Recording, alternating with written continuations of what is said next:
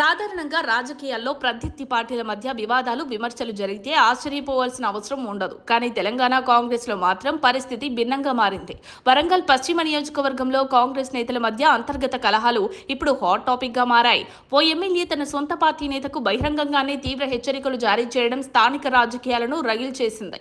దీంతో పార్టీ భవిష్యత్ ఏంటనే చర్చ ఊపందుకుంది. అసెంబ్లీ ఎన్నికల ముందు వరంగల్ పశ్చిమ నియోజకవర్గం టికెట్ కోసం కాంగ్రెస్ లో తీవ్రమైన పోటీ నెలకొంది.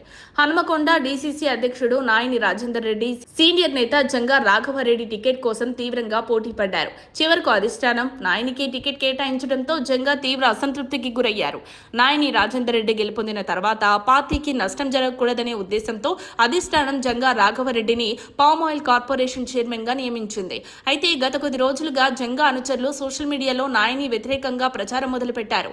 ఎమ్మెల్యేపై ఆరోపణలు చేస్తూ కాంగ్రెస్ క్యాడర్ ను చీల్చే ప్రయత్నం చేస్తున్నారని నాయని వర్గం ఆరోపిస్తోంది.